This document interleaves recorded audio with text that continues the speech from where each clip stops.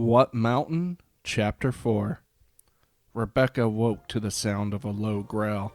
She opened her eyes slightly and she quickly scanned the campsite. Then she took in a sharp breath as the shadow of a wolf came into view. Not just any wolf, though. This wolf was made of shadow. Somewhere in the back of her mind, the creature reminded her of Peter Pan, the part where he had lost his shadow. That's what this creature was, a shadow of a large wolf. Only, as Rebecca gazed at it, the shadow still had its teeth. It was teeth attached to a vague shadow of a wolf that kept focusing, almost melting, in and out of existence. It took even longer for her to realize that the shadow wolf was eating the dead coals from the fire. Still, she remained silent, as she wouldn't doubt that the wolf wouldn't mind fresh meat. Unfortunately, Mr. and Mrs. Flynn had other ideas. She heard them stir, and the moment Mrs. Flynn noticed the wolf creature, she had grasped her husband and almost at the same time let loose a scream. The wolf turned its attention to them and snarled, and Rebecca found herself on her feet, waking up Mike. "Time to go!" she screamed, her voice a mixture of panic and chaotic ramble. Mike only managed to pull himself up when he noticed the wolf. That gave him all the motivation he needed to move quickly. The moment he was up, Rebecca grabbed his arm and started to run. Then, in a moment of disbelief, the wolf dematerialized in a cloud of ash, and it moved in front of them and reassembled in a matter of seconds. It snarled again, and this time Rebecca could see that the wolf was in fact not a shadow, but a creature made of ash. An ash cloud that fancied itself a wolf. It was here she noticed that not only were its teeth made of some sort of stone, so were its claws. Rebecca let loose the tiniest of sobs as the wolf took a step closer, its growl going lower. "Hey, you ugly dog," called Mrs. Flynn. Rebecca turned towards her, a mixture of fear and amazement. Mrs. Flynn was holding a blue bandana that she had hastily filled with the remainder of the campfire ash and had tied it shut. "You want this?" The wolf began to dematerialize again, but Mrs. Flynn had already thrown the bag of ash as hard as she could back down the mountain. Rebecca didn't wait. She only shouted, "Everyone run! Stay together!" The ash wolf didn't follow, but neither did Roger's group. In fact, Rebecca didn't even remember seeing Roger's group at all. They must have left sometime in the early morning, leaving them all behind. Honestly, Rebecca didn't blame them. Mr. and Mrs. Flynn would have only have tried to continue to demand that they stay and help them reach the tower. Still, they were jackasses. The wolf must have scared Mrs. Flynn because it was a good 10 minutes before they all stopped running, and that was only because Mike, who was still hurt from his attempted hero endeavor, couldn't run anymore. That and probably the increased elevation. Rebecca had noticed that the air was now considerably cooler and thinner. Mrs. Flynn started pushing almost immediately as they stopped. "We have to keep going," she said. Rebecca frowned, looking down at Mike, whose bandages had reopened in spots, letting blood leak freely. Mike looked up at Rebecca and shook his head. "We can't go yet," Rebecca said. "I had to rebandage him, and it would be a good idea if we take it a bit slower to not reopen his wounds again." "You gotta be frickin' kidding me," Mrs. Flynn said. "I just saved your damn life." "And I appreciate it," Rebecca said, eyeing Mrs. Flynn carefully. "Leave him. You will be doing yourself a favor anyways," Mrs. Flynn said, taking her eyes off Rebecca to give a disgusted look towards Mike. In protest, Rebecca knelt beside Mike. "Why are you so desperate to leave him anyways? I don't think that the wolf will be following us. It probably only eats ash and only attacked me because it saw a threat. I don't care about no damn ugly ash wolf. We fell behind, and if we push, we just might catch up with them." Rebecca laughed. "You want to catch up with those disgraceful excuses for human beings? Even if you did catch up, do you expect them to help you? They didn't even bother to wake you up to let you know they were going. It wouldn't even surprise me if they were extra quiet just to sneak away from us." "Mom," said the daughter, who was still rubbing sleep from her eyes despite the morning run, "me and Cage think we should stay with them. Tara, Did I ask what you and your brother think? Shut up and let Mother speak. Honey, shut up, Jack. I didn't ask for your stupid opinion either. Mrs. Flynn, Mike tried to say. Excuse me? Did you just assume that we were married? My name is Amanda Chimes. But we are married, said Jack. They didn't know that, said Amanda.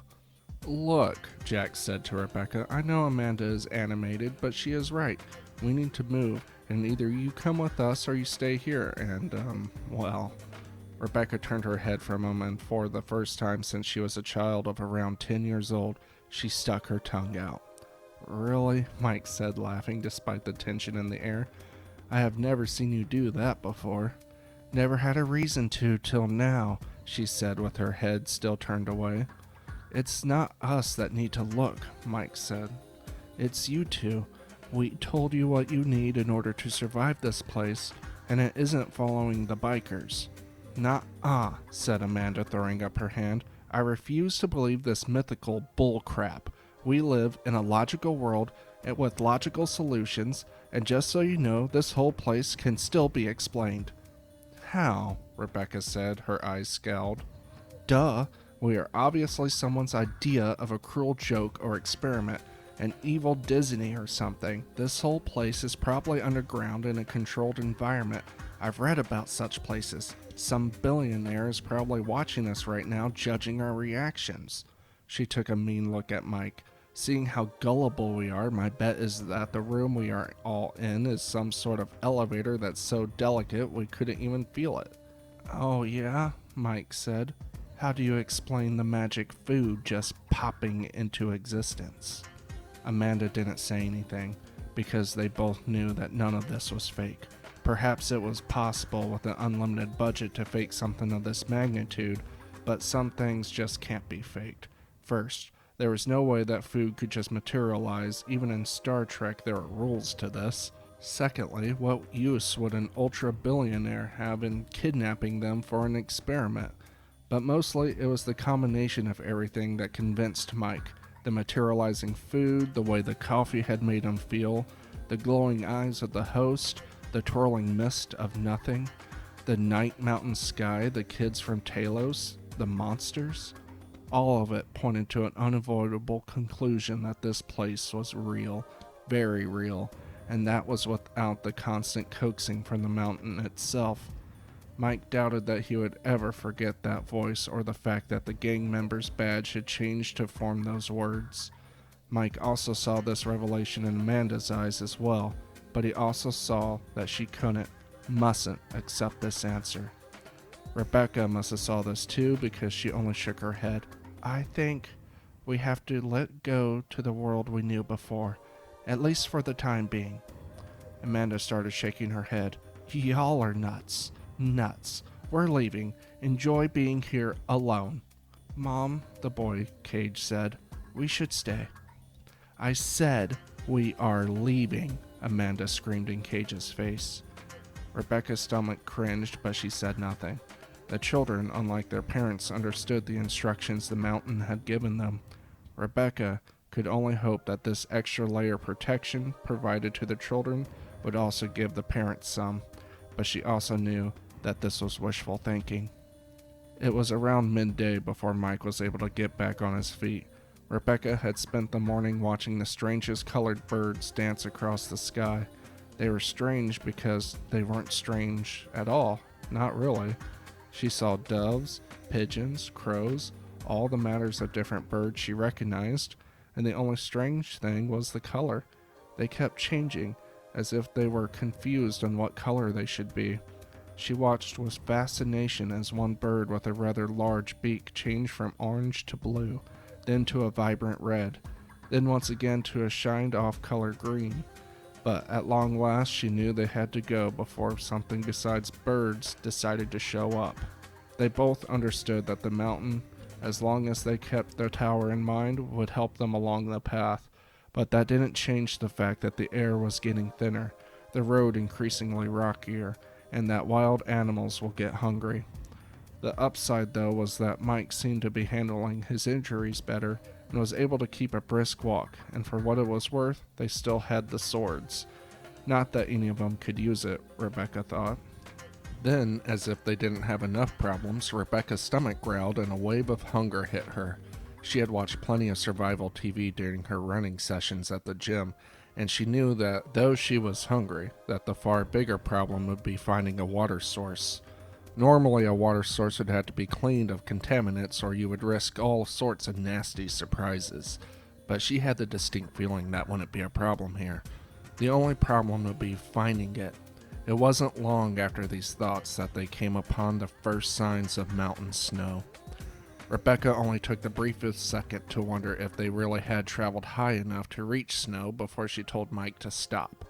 "What is it?" he gasped. "Aren't you hungry?" "Well, yeah," said Mike. "I don't suppose the bikers gave you any of their food before taking off." "Not that lucky," Rebecca said with a light laugh. "But we need water too, and here's some snow we can munch. It'll be better than nothing. Might even keep us alive long enough to reach this tower I hear exists somewhere." Mike said. "Should we be eating that?" "My guess is that it is fine," Rebecca said.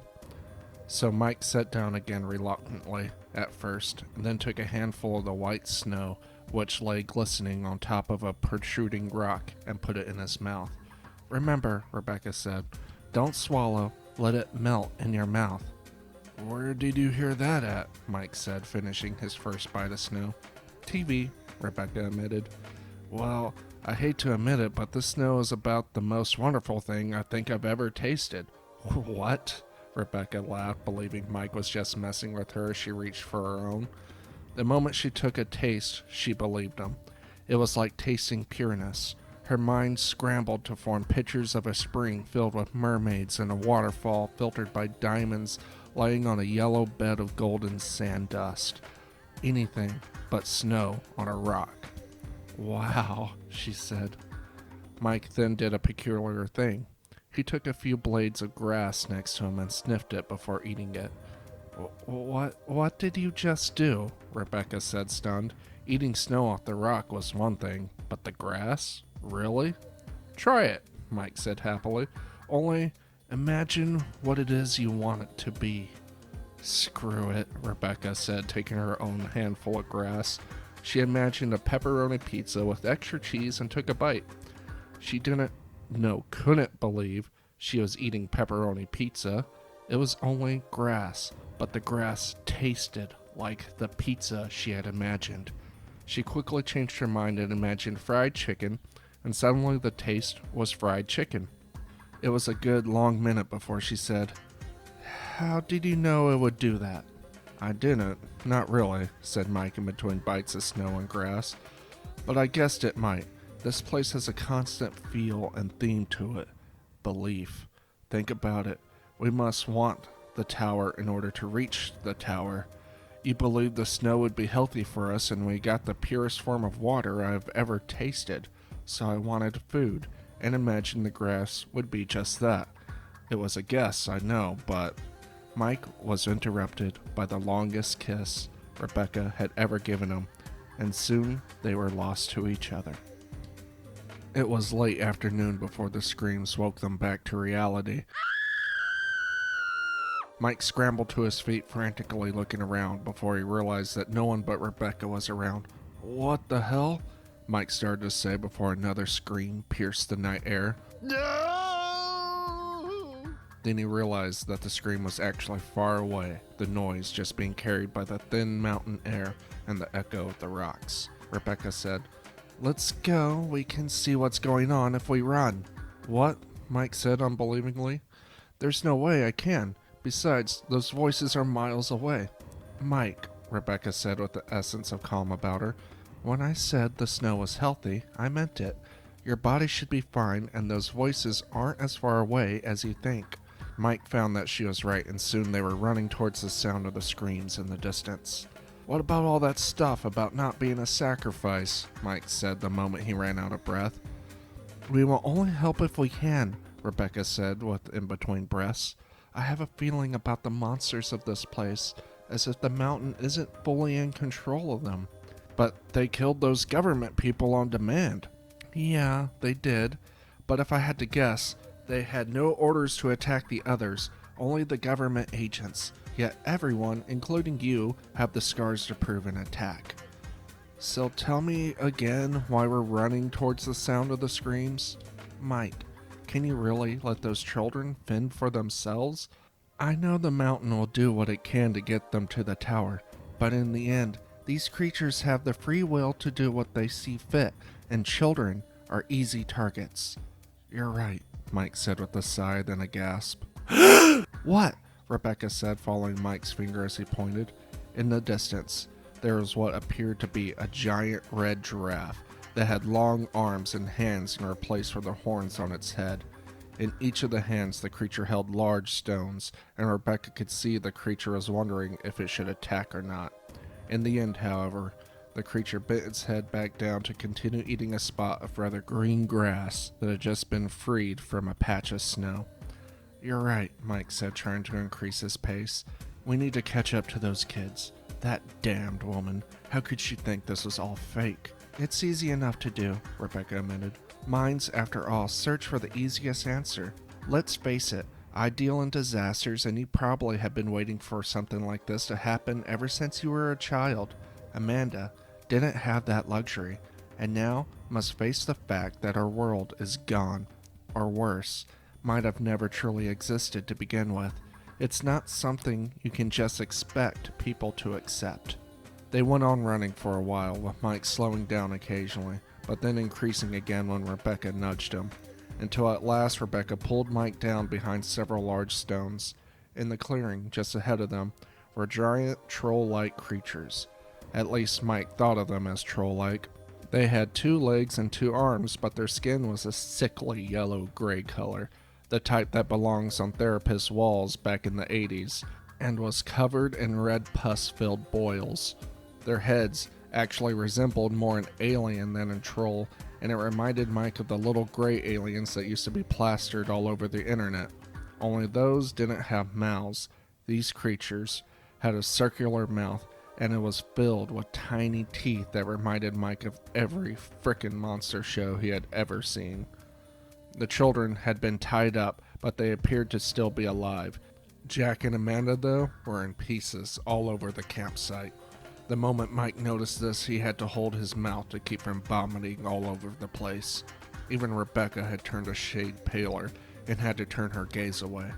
Rebecca, after regaining some composure, took another glance and turned yet another sickly color. What is it? Mike said with his desperate eyes. When she turned her head back towards him, her eyes told him what he needed to know. The monsters knew they were here. Mike took another glance and saw the monsters smelling the air, their alien heads lifted high. The campfire the monsters had lit was large. Smoke filled the air along with the smell of burnt flesh. Yet the monsters could still smell them. Then Mike noticed several ash wolves fighting over coals, and he watched as they too stopped to start sniffing at the air. Only they immediately turned to where he and Rebecca were hiding after only a few seconds. Mike had time to look at Rebecca and say, "It's about to get real," before the boulder they had been hiding behind was lifted and tossed casually aside. Mike and Rebecca both looked up at the creatures, one of whom was scratching its stomach lazily. As if by instinct, they both looked down at the swords they carried, and Mike even managed a feeble laugh. Up to this point, even the blasted flying snakes and the ash wolf, the whole trip could still have easily been a fondly remembered vacation. Sure, it had been reality shattering, but they could still pick up their lives when they returned after reaching the tower. Had the mountain been shocking? Yes, of course it was. But up to this point, it hadn't really been life-changing. Now, staring up at death, Mike couldn't be sure he would ever be the same again. If he lived, that was. It happened fast. As Rebecca saw the giant arm reach down to pick up Mike, a silver flash sliced through the troll's arm. A second later, hot green blood oozed out of a stump. The arm itself landed uselessly on the ground. Rebecca forced her eyes to move down to where the silver flash landed, and there stood the boy from Talos. The troll which forced Rebecca to cover her ears, screeched in pain, and she swore she felt the ground shake. The second giant troll lunged towards the boy, but before it could move more than a few feet, a spear was thrown into its head. The spear hit the creature with such force that upon impact the head simply exploded. A moment later, as the body of the troll fell to the ground, the girl from Talos arrived, rubbing her hands together. She stood next to her brother and watched as the other giant fell to the floor crying and holding its arm, as the green blood washed the ground underneath it. The Ashwolves only took a second to look at the kids from Talos before running in the other direction. "Should we chase them?" the boy said happily. "They're just dogs, man," the girl said, irritated. "Why didn't you kill it?" she asked, pointing to the creature that was slowly growing silent. "This was more dramatic." "Of course it was," the girl said, her eyes scowling. The boy huffed, but then turned to look at Mike and Rebecca. "Are you two okay?" In response, Mike fell flat on his back, all the color in his face drained. Rebecca managed a slight nod and pointed a shaking finger towards the children that still lay tied to the ground. "All right, so listen up," said the girl as the boy ran to untie the others. "My name is Emma of Talos, and that guy over there is Ulse of Talos. We actually already made it to the tower, but it sent us back for you lot." "The tower sent you back?" "Or the mountain, whatever you call it. But yes it did. I was actually warned this could happen, that sometimes the mountain chooses its favorites. That doesn't mean you can't die or anything, but I was also told whenever the mountain asks for a favor, it always proves best to answer the call. Wanted to say that in case you think we like you or something stupid like that." "You don't like me?" Rebecca said stupidly. "Don't really know you now, do I?" Emma smiled. "Good point," Rebecca said. "We might have a problem," Ulse said, the children mindlessly following. "What's that?" Emma asked. "Well, the children are in a state of shock. I think we were too late saving the parents. Maybe if I hadn't taken the time chasing that giant man-eating rhino with the marble skin." "Ya think?" Emma said, boinking him on the head rather hard. Mike forced himself to look at the kids. They both held dull eyes, a look of both depression and shocked disbelief glued to both their faces. Mike found himself at a loss of words. Death had never been a strong suit for him. He remembered feeling like a stranger at his own parents' funeral, and compensated by never talking about it again. What could he say to them? He didn't think there was anything he could say. Rebecca only shook her head and said, "We will have to take them with us. We will help them, but here isn't the place to do it. You two, you've been to the tower. Is there a place where we could find help for them?" The two kids from Talos took a glance at each other and back to Rebecca. "We didn't actually get inside. You see, there was this strange man guarding it, or was it a lady? Anyways, she didn't let us inside, asked if instead we wouldn't mind backtracking to come and find you. He also said he'd move if we asked, but said she'd most appreciate it if we did. So here we are. I didn't really see any place like what you're asking for, though." "Well," said Ulse, "we could be there by sundown if we hurry." "Hey, guy," Mike said, frustrated. "Take it easy. These kids just lost their parents. Don't you have any sympathy?" Ulse stopped and generally seemed to regard the question. "I don't really get it, no. I know my parents, of course, but they seem far away. Almost as if I'm not a person till I complete the towers. It's the same story with most of the kids from Talos. That's why me and Emma are always together." "So you're not related then?" Rebecca asked with a raised eyebrow, taking the younger girl who started to sob in her arms. "No," they both said at once. "Look, we will try to be sensitive," Emma said, "but Ulse is right. We were given a job to get you four to the tower, and that's what we're going to do." "This really isn't fair, though," Ulse said. "The tower guy let those military people in without any extra." "So, they made it," Mike said in barely a whisper. "Yeah, and you can too if we go right now. If we go fast enough, we might even avoid any random monster encounters." From somewhere behind they heard a low growl. "What? Are we interrupting?" They all turned to see a three-headed white dragon that was looking down at them smiling, or what passed for a three-headed dragon smile. The dragon's white scales had a red splotch on the neck of each head, and at first Mike thought this might have been a weak point of some sort, but this was simply a change of color. Mike wasn't sure why, but this was funny, almost as if the dragon's head were wearing a red tie. "No," Mike said, dumbfounded. "No!" Rebecca, seeing Mike's reaction for what it was, shocked recognition, and not necessarily fear, screamed, "What is it, Howard?" "I think that dragon is the Red Tie Gang." "What?" Rebecca screamed, taking a closer look at the creature. The dragon seemed to smile again. "This is way more fun than being a human, even if I do have to share a body with these idiots," the dragon said with a voice that sounded more like a running car trying to say hello. "Hey boss, that wasn't very nice," said one of the other heads. "Shut up, dweeb," hissed the middle head. "But," Mike said, "if you turned into a dragon, then all those other monsters were probably human at some point," said Ulse, finishing the sentence. Mike took a glance at the other troll, now probably dead, and threw up again.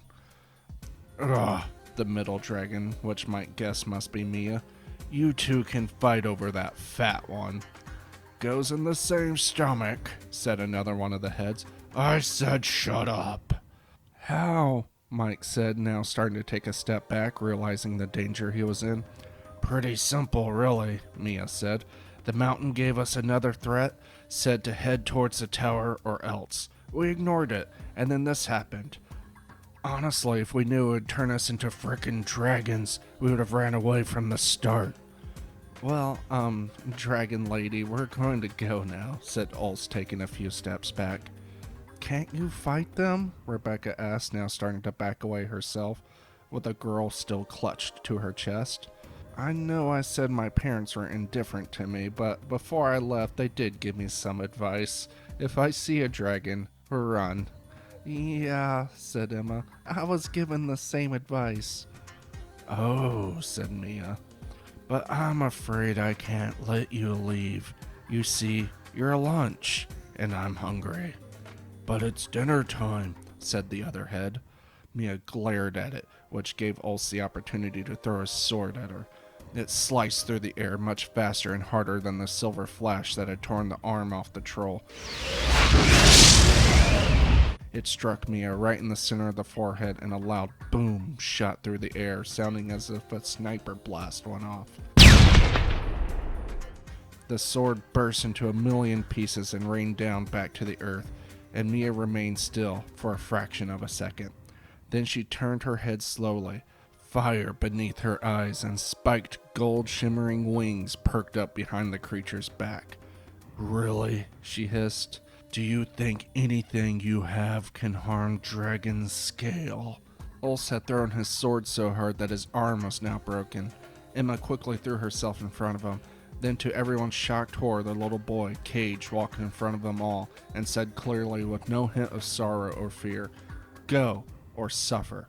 All three heads of the dragons laughed all at once, and they shot out a piercing blue jet of flame and made the very sky itself turn black as if burnt. The boy did nothing, simply stood there. The fire didn't hit an invisible shield or anything of the sort. It simply stopped, as if someone pressed the pause button, and then it disappeared. The boy shook his head and said, "The mountain says your will is strong to have become a dragon, but you attack out of frustration instead of with your heart. If you want something dead, you have to mean it." The boy didn't move, but the dragon stumbled backwards as if hit by a giant fist, then again and again, till it started trying to fly away. But now the boy made a grabbing motion with his hand, and the dragon fell back to the ground. "Turn away," the boy said to everyone else. They all looked at each other, but were stunned to the point that they did what he said. They saw, however, the boy make a fist, and heard a loud, distinctive snap behind them. Mike couldn't help but notice that even the kids from Talos turned a shade paler at the sound. "What was that?" demanded Rebecca of Cage as they traveled the road, watching as the sun dipped below the horizon. But the little boy did not look up to answer the question. In fact, he didn't look up for much of anything at the moment. His eyes were slack and he was barely keeping up with the others, sometimes even getting a slight limp as he walked. "Nothin'," he said drowsily. Ulse, who was clutching his now bandaged arm, said, "Nothing, huh?" Cage did not reply. Emma pinched Ulse's broken arm, which made him howl in pain. "You just can't help yourself, can you?" But then everyone went silent, as before them a glowing tower appeared in the distance against the darkness of the growing night. Mike found that he was actually crying, wishing he could grip Rebecca's hand, but she held firmly to the child in her arms. Ulse and Emma simply nodded to each other. Finally, Mike thought, soon they could go home. As they approached, there sat a guard on a large, ancient-looking stone podium, though in Mike's opinion, he, or was it a she, was dressed more like a waiter than any guard he had ever seen. However, the similarities ended there. For one, its skin was a glowing white blue that reminded Mike of a bright summer day, and most waiters didn't have a pair of antlers on top of their heads. It smiled as they approached. "Welcome, and congratulations on completing your applications. I assure you that you're about to start a most wonderful adventure."